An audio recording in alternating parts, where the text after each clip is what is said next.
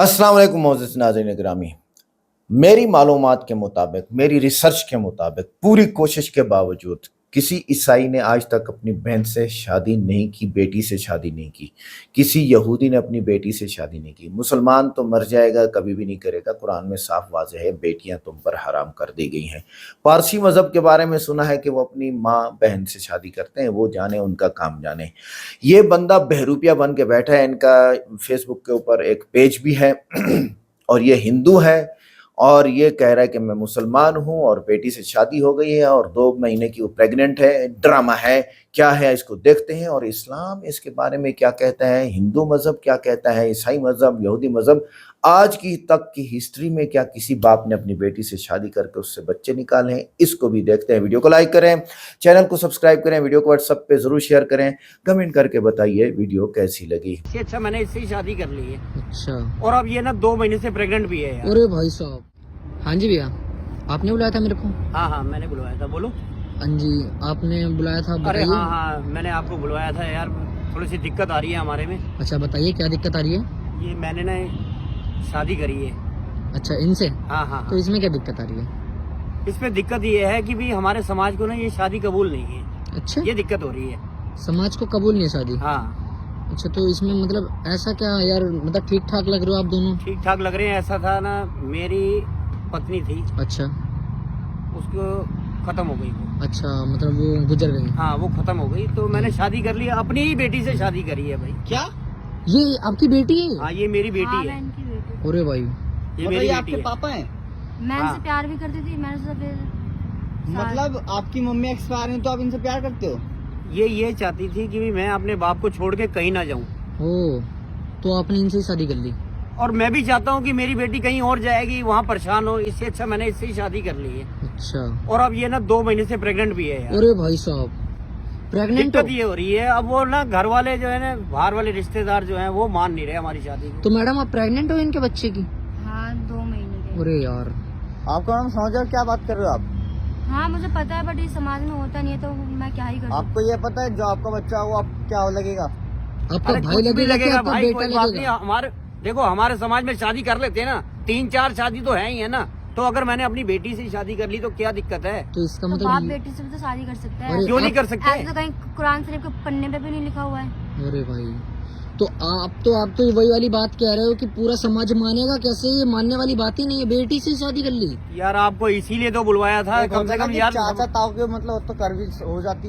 आप तो चलो अपनी बताइए, खून से कर लिया। हम आपकी क्या मदद कर सकते हैं? मेरी मदद यही है भाई, मेरे को जैसे तैसे मेरा घर जो बस रहा है ना वो बसने दे। और ये अच्छा। प्रेग्नेंट है, इसको अब लेके मैं कहाँ जाऊँ? तो मतलब आप कहना चाहते हो ये वीडियो मैं डालूं ताकि सारी दुनिया को दिखे ये दुनिया को चीज़? पता लग जाए कि भाई हाँ हमने कोई गलत नहीं की है। और वो अगर आपको मैंने मान अपनी लिया। बेटी से शादी कर ली है तो कोई गुनाह थोड़ा ना कर दिया मैंने। आपको कोई दिक्कत नहीं है मैडम? नहीं मुझे कोई प्रॉब्लम नहीं है। मेरी बेटी को दिक्कत नहीं है, मुझे दिक्कत नहीं है, तो तुम्हें क्या दिक्कत होनी चाहिए? ये समाज से यही पूछना तो चाहता हूँ मैं। आपका कोई बेटा वगैरह नहीं था? सिर्फ मेरा बेटी बेटा थी? कोई नहीं है, सिर्फ एक यही लड़की है। और आपने इसी से शादी कर ली? अब क्या करूँ बताओ? घर वाली खत्म हो गई है, अब तो मैं इससे चलो शादी कर ली, 2 महीने प्रेग्नेंट भी कर दिया, ये क्या मतलब बनता है आपका? ये आप समझ इससे नहीं आया बाहर कुछ। शादी करा देना आपने, खुद चक्कर क्यों ये है करी? ना, अब घर मुझे वाली बाहर खत्म नहीं हो जाना गई था ना, है। मुझे इनसे ही शादी करनी थी। अब घर वाली खत्म हो गई तो भाई मैं कहाँ जाऊँ? मेरा भी तो दिल है भाई। कुरान में जिस से मुमानियत है जो आपके लिए शादी में हराम है, उसका जिक्र कहा गया सूरह निसा में, सूरह नंबर 4 आयत नंबर 22, 23 और 24 में। मैंने पहले भी कहा हूँ कि इस्लाम में कहा गया कि आप अपनी माँ से नहीं शादी कर सकते, आपकी बहन से नहीं, आपकी बेटी से नहीं, आपके भाई के बेटी से नहीं, आपके बहन के बेटी से नहीं, आपके वालदा के बहन से नहीं, आपके वालिद के बहन से नहीं, वगैरह वगैरह। इसके अंदर चचाजाद भाई और बहन का जिक्र नहीं है। तो क्यों अलाउड है? इसे कहते हैं कॉन्सैंग्यूनियस मैरिजेस, अंग्रेजी में कहते हैं कॉन्सैंग्यूनियस मैरिजेस। आज की साइंस जो कहती है कॉन्सैंग्यूनियस मैरिज से they can be genetic problems, लेकिन गौर किया जाएगा तो आज की साइंस ये कहती है कि अगर आप अपने सगे भाई या बहन से शादी करते हैं तो बहुत इम्कानात है कि देर में भी जेनेटिक प्रॉब्लम, आपको कई बीमारियां होंगी। आपका सगा भाई सगा बहन नहीं तो भी हो सकते हैं, लेकिन चांसेस बहुत कम है। इस्लाम में चचाजाद भाई और चचाजाद बहन या फर्स्ट कज़न से शादी करने की इजाज़त है।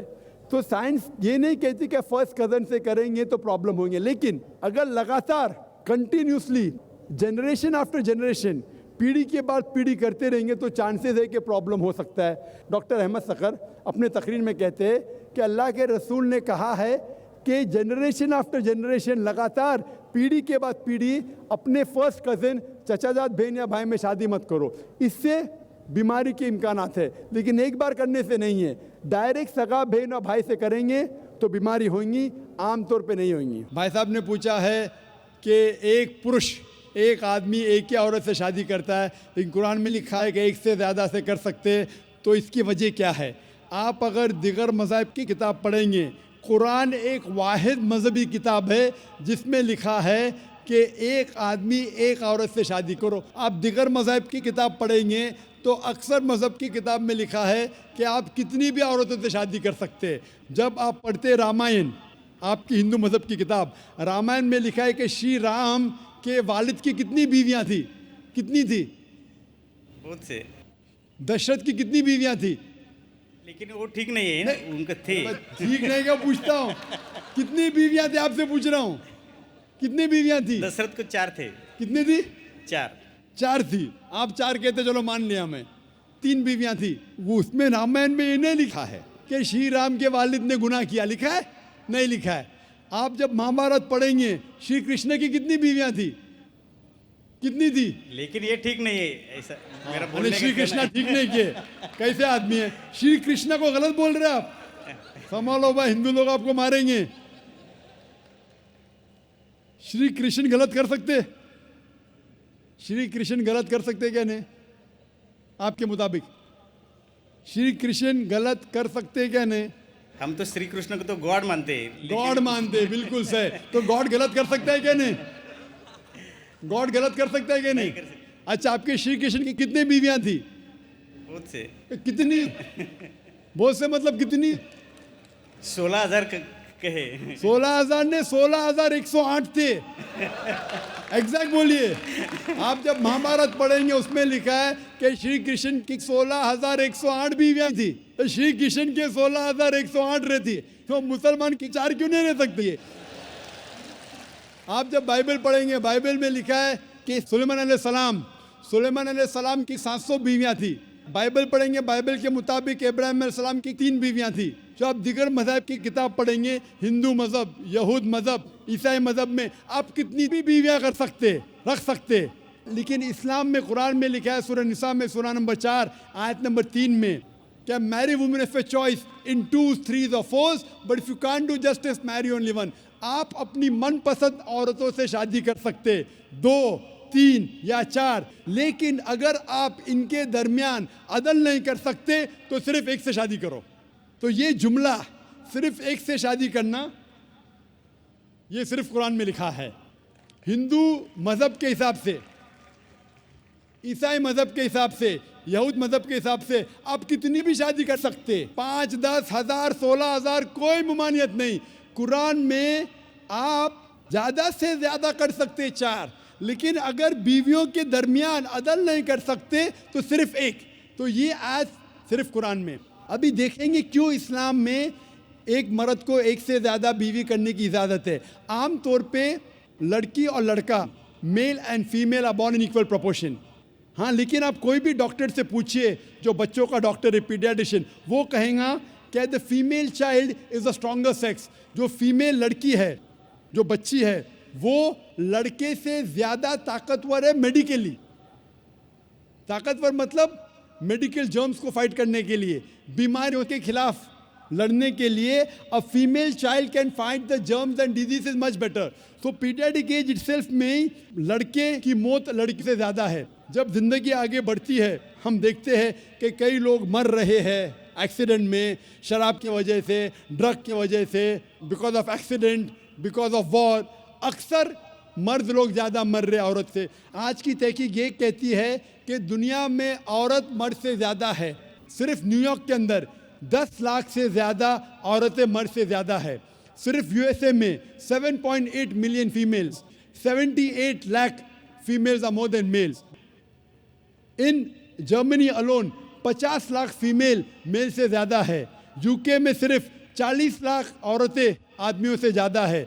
रशिया में 90 लाख औरतें आदमी से ज़्यादा है।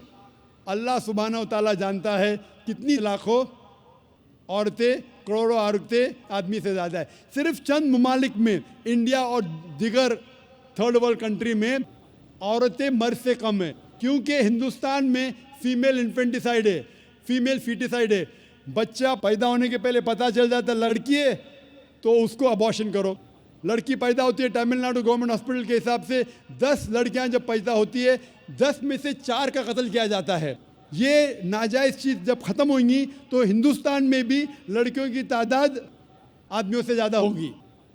हम जब तहकीक करते पता चलता है कि दुनिया में करोड़ों औरतें मर्द से ज़्यादा है। मिसाल के तौर पे आपकी बहन या मेरी बहन यूएसए में रह रही है और मार्केट सैचुरेटेड है, हर आदमी ने एक औरत से शादी कर ली, फिर भी 78 लाख 7.8 मिलियन फीमेल को शोहर नहीं मिलेगा।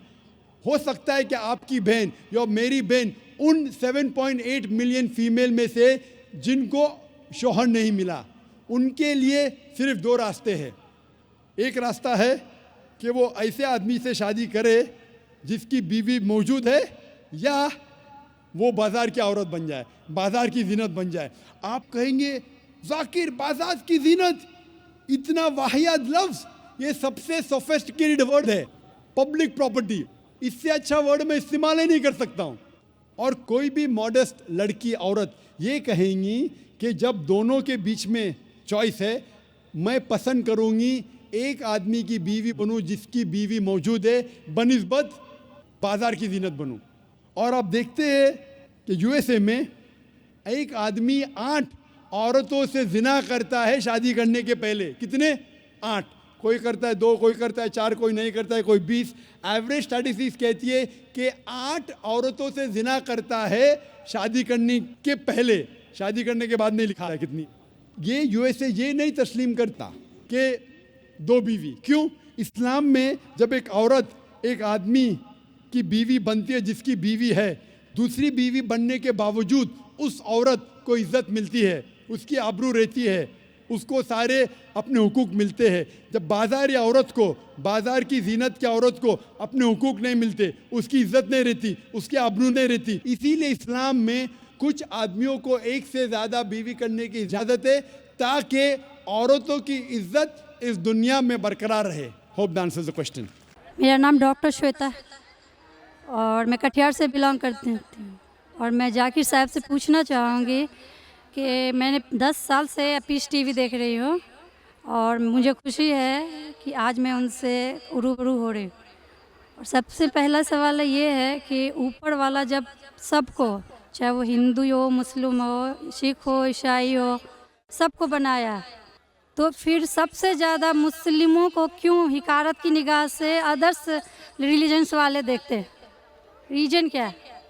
दूसरा सवाल ये है कि ऊपर वाला एक है, ये सभी जानते हैं, हिंदू मुस्लिम जो भी धर्म से बिलोंग करते हैं, लेकिन फिर भी वो क्यों मतलब ये नहीं समझ पाते कि ऊपर वाला एक है या ईश्वर एक है या गॉड एक है? क्यों कन्फ्यूजन में वो अपनी ज़िंदगी बिताते रह जाते हैं? बहन के 2 सवाल है।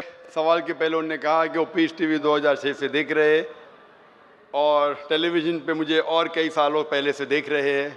उनका सवाल है कि बाकी लोग मुसलमान को ऐसी गलत नज़र से क्यों देखते हैं, ये पहला सवाल। और दूसरा सवाल कि सब मज़हब वाले जब जानते खुदा एक है तो एक खुदा में क्यों नहीं मानते? इनके 2 सवाल है। बहन, पहला सवाल जो आपका था कि लोग मुसलमान को गलत नज़र से क्यों देखते हैं, इसकी मेन वजह है, जैसे मैंने पहले कहा, वो है मीडिया। आज मीडिया, जैसे मैंने कहा, सबसे ताकतवर टूल है, सबसे ताकतवर हथियार है। मीडिया आज एक हीरो को विलन बना सकता है, विलन को हीरो बना सकता है, दिन को रात, रात को दिन। तो ये मीडिया का खेल है, बहुत आसान है। जैसे मैंने कहा ना यूके में क्या हुआ, तो उसी तरीके से आज पहले जो था अमेरिका को डर था रशिया से, अभी रशिया चली गई।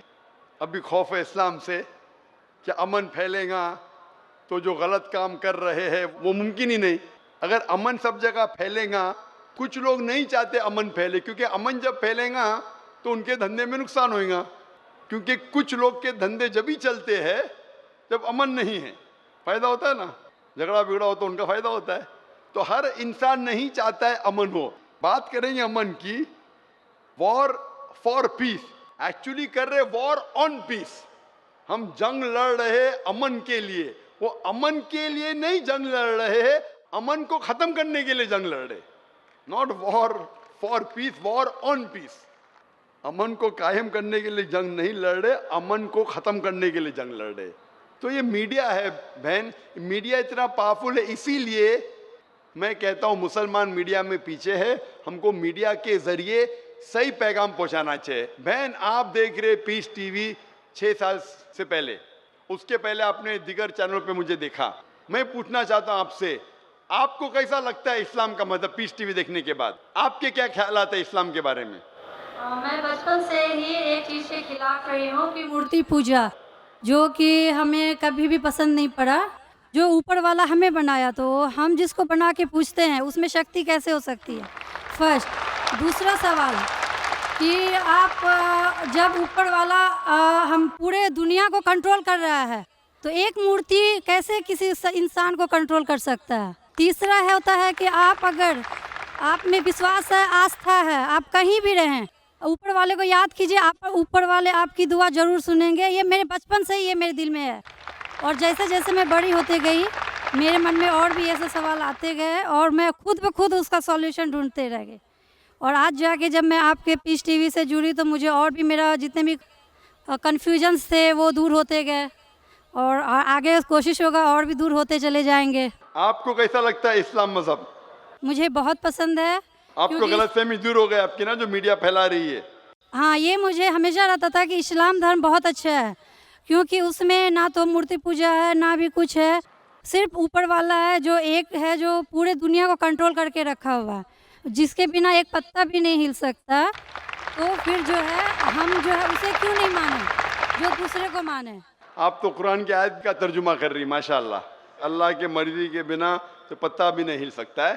बहन, जो आपका दूसरा सवाल था कि जब गैर मुसलमान ये जानते हैं कि खुदा एक है, तो मानते क्यों नहीं? हाँ, ये सवाल था कि मानते क्यों नहीं है वो, कि एक ही शक्ति है, चाहे वो गॉड हो, क्रिश्चियन बोलते हैं, हिंदू बोलते हैं ईश्वर एक है, मुस्लिम बोलते हैं अल्लाह एक है, और गुरुद्वारा बोलते हैं वाहे गुरु एक है। तो जब सब भी बोलते हैं तो मानते क्यों नहीं कि ईश्वर एक ही है? आपका बहुत अच्छा सवाल है कि अगर जानते हैं तो मानते क्यों नहीं।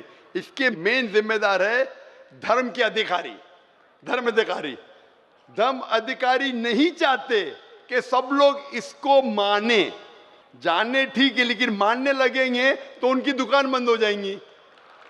लेकिन यहाँ पे दुकान बंद वालों, और हर धर्म में कुछ लोग हैं जो नहीं चाहते कि सब धर्म मानने वाले अपनी किताब के करीब आए, नहीं तो उनकी दुकान बंद हो जाए। हर धर्म में ऐसे लोग हैं, नहीं तो उनकी दुकान बंद हो जाएंगी। तो इसीलिए मेरी सबसे ज़्यादा कोशिश रहती है कि लोगों को अपने धर्म की किताब के करीब ले जाए सबसे पहला। तो मैं कहता हूँ मुसलमान और गैर मुसलमान को अपनी धार्मिक किताब पढ़ो, उन पे तहकीक करो, जो यकसान है तो उसके ऊपर दाओ पहला। तो इसीलिए जितने धर्म अधिकारी है, धर्म के आम पब्लिक तो मेरे फेवर में, देखो आम पब्लिक, अवाम, चाहे मुसलमान की हो, हिंदू की हो, ईसाई की हो, साथ में है। लेकिन ये धर्म अधिकारी जो अक्सर है, वो नहीं चाहते कि सब लोग एक हो जाएंगे तो दुकान बंद हो जाएंगी। तो ये मेन प्रॉब्लम है धर्म अधिकारी का। इसीलिए अगर सर्व धर्म के मानने वाले अपनी किताब का तर्जुमा पढ़े, सही मानी से उस पर अमल करे, तो सब लोग एक ईश्वर के पास आएंगे और एक ईश्वर को मानेंगे और उसके अलावा किसी की इबादत नहीं करेंगे। उसके बावजूद भी सब कोई क्रॉस क्यों करता है इस्लामिक धर्म को, जानते हुए भी कि ये सबसे अच्छा धर्म है, सब रास्ता सब एक है, इसमें ना कोई ये है दिखावा है, ना कोई आपका इसमें ओल झोल टाइप का कोई भी प्रॉपर्टी नहीं होती है कि ये बाजा वाजा ये वो। फिर भी क्यों नहीं करते? बहन, क्योंकि आप पीस टीवी देख चुके हैं, तो आप पीस टीवी देखने के बाद आपको यकीन हो गया है कि सही इस्लाम क्या है। बाकी चैनल सही इस्लाम नहीं दिखा रही। बाकी चैनल दिखाते हैं कि मुसलमान टेररिस्ट है, मुसलमान दहशतगर्द है, मुसलमान जलील करते, मुसलमान ये करते, खवातीन को हक नहीं देते। तो सब लोग तो पीस टीवी नहीं देखते ना। इंशाल्लाह एक दिन आएगा जब दुनिया के अक्सर लोग पीस टीवी देखेंगे। इंशाल्लाह हमारा इरादा है कि पीस टीवी को कम से कम दुनिया की सबसे अहम 10 जबानों के अंदर फैलाए।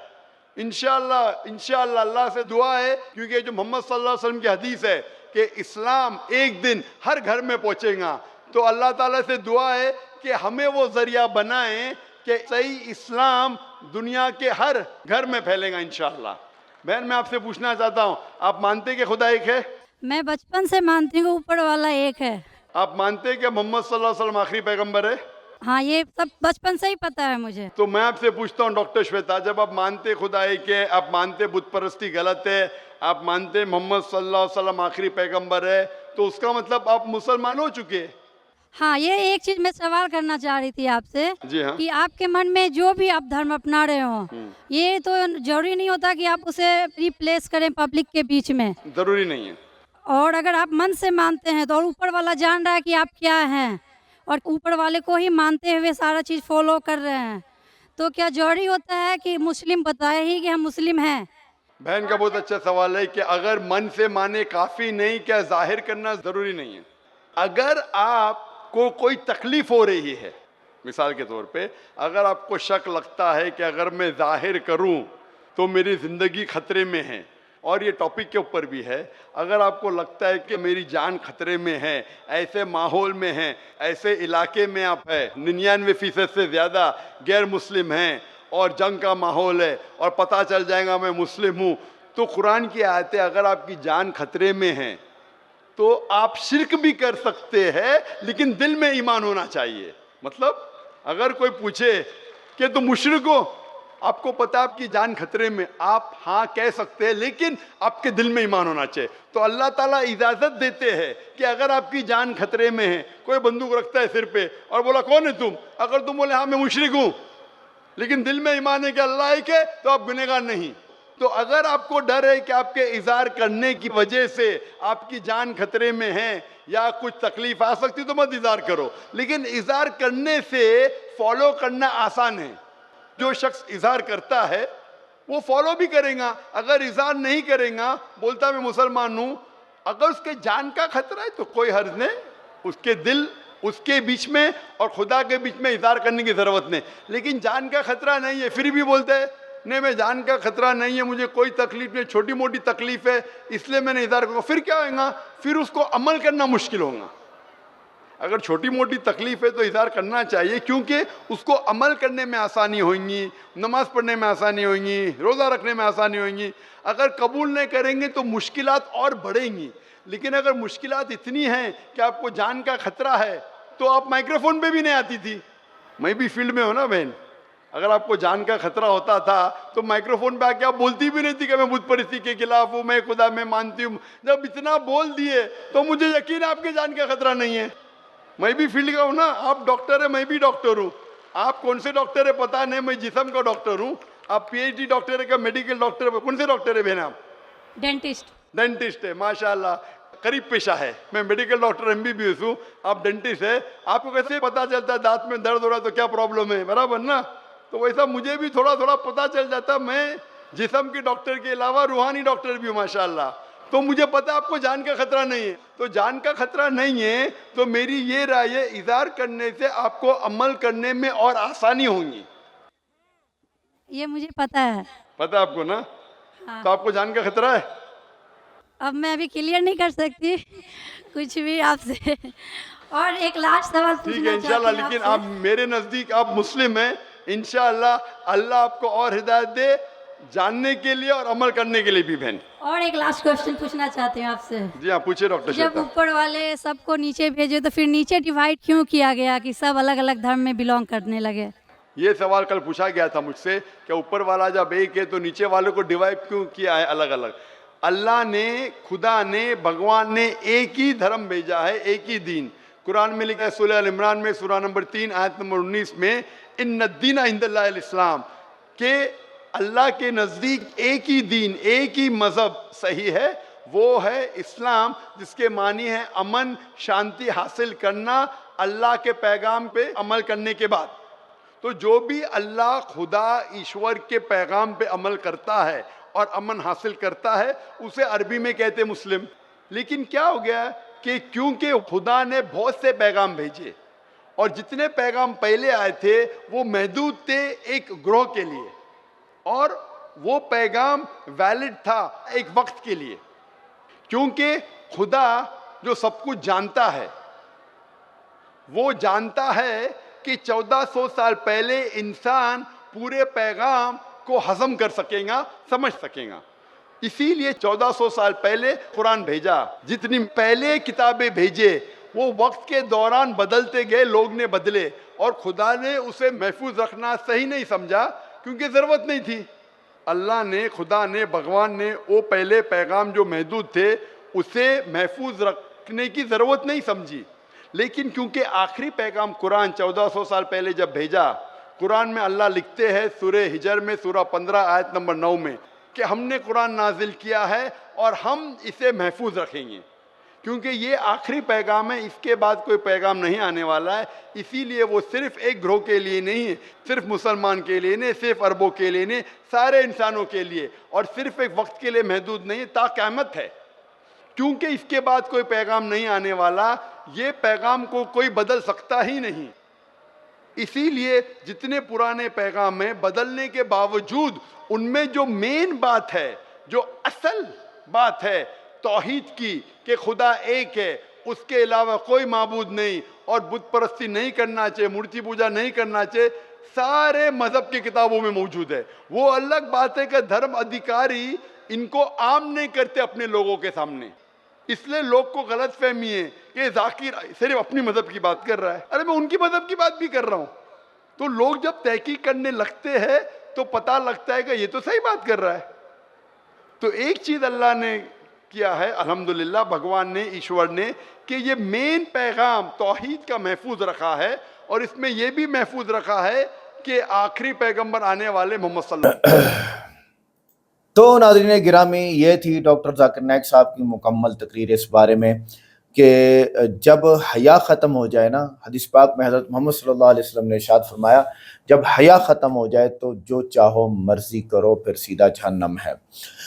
जो शुरू में ये बहरूपिया आया जो कि हिंदू है और पता नहीं किसकी लड़की पकड़ के इसने बिठा दी है और वायरल होना चाहता है, और फेसबुक पे इसकी कोई कैद है नहीं, यूट्यूब पे इसको डिलीट कर दिया जाएगा क्योंकि ये एक बहुत गलत मैसेज जा रहा है माशरे में, यूट्यूब की पॉलिसी के बिल्कुल अगेंस्ट है।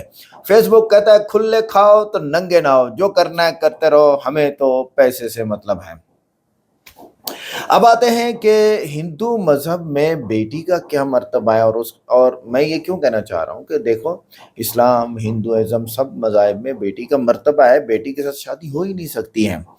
करीबी रिश्तेदारों से शादी का अमूमी ममनू होना, हिंदू मज़हब में करीबी रिश्तेदार जैसे चचाजाद, खालाजाद, मामूजाद वगैरह के साथ शादी को अमूमी तौर पर ममनू करार दिया गया है। इसकी बुनियाद गोतर के उसूल पर है, जिसके तहत एक ही गोतर ख़ानदान या कबीले में शादी नहीं की जा सकती। तो जब आप एक ही कबीले ख़ानदान में शादी नहीं की जा सकती, चाहे जाए कि इस्लाम में इनसे सबसे शादी जायज़ है, खालाजाद से, चचाजाद से, फूफीजाद से, मामूजाद से, इन सब से शादी जायज़ है। हिंदुइज़्म में जब इनसे भी शादी जायज़ नहीं है तो बेटी से कहाँ जायज़ होगी।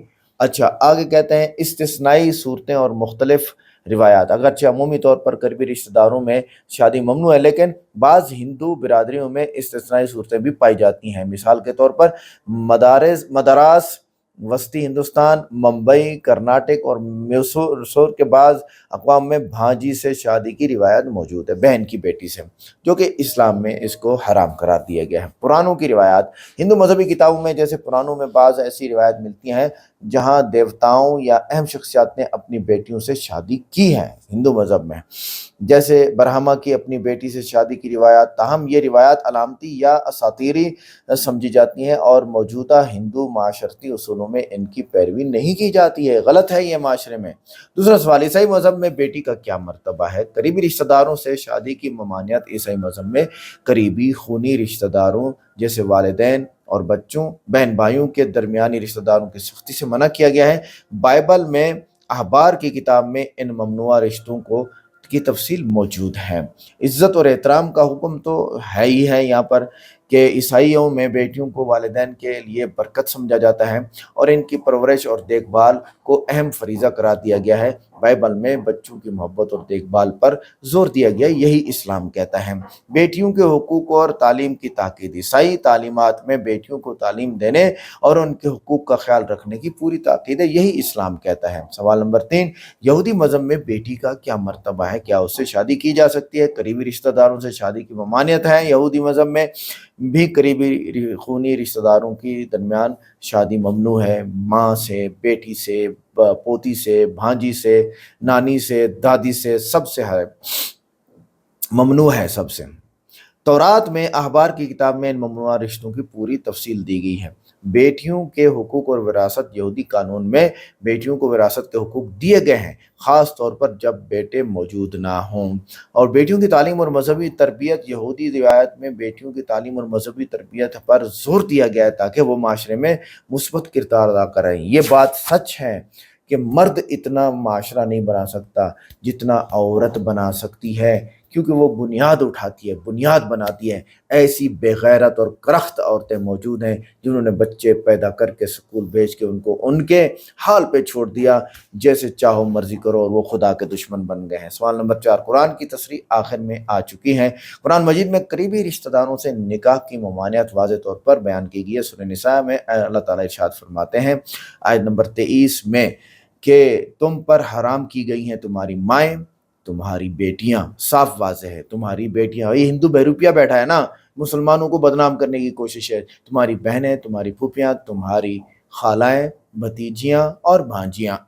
इस आयत से वाज़ेह होता है कि इस्लाम में बेटी से निकाह हराम और ये अमल सख्त ममनू है। माशरा तो कबूल करेगा ही नहीं, क्योंकि ये इस्लाम का हुक्म है।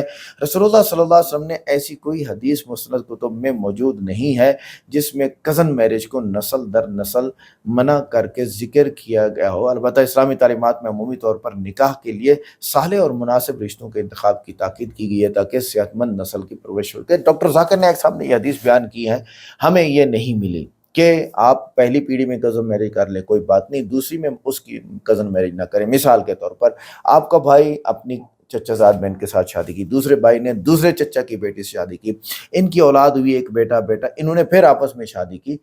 डॉक्टर जाकिर नायक साहब कह रहे हैं कि हदीस में मना है, मुझे ये हदीस नहीं मिली। अगर बात की जाए मेडिकल की, तो मेडिकल कह रहे हैं कि भाई आप कज़न मैरिज मत करें। वही मेडिकल उसका इलाज ढूंढ के लाया है, आप उस इलाज को करते हैं, वो दवाई लेते हैं, वो मेडिसिन लेते हैं, आपके ये जेनेटिक डीएनए प्रॉब्लम्स ख़त्म हो जाती हैं, जिससे क्या होता है कि आपके बच्चों में मसला ही नहीं होता। अब मेरा एक भतीजा है, उधर एक मेरी भतीजी है, हकीकत में बता रहा हूँ, उनके बच्चों में कोई मसला नहीं है। उस भतीजे की जो बहन है, दूसरे भतीजे की बीवी है, उनका मसला है। अब उन्होंने इलाज मुआलजा किया, ठीक हो गए हैं। तो ये है सिलसिला, अल्लाह ताला ने हर चीज़ का हल रखा है। आज की वीडियो कैसी लगी? वीडियो को लाइक करें, चैनल को सब्सक्राइब करें, वीडियो को व्हाट्सएप पे ज़रूर शेयर करें और कमेंट करके बताएं वीडियो कैसी लगी। मिलते हैं नेक्स्ट वीडियो में। अस्सलाम वालेकुम।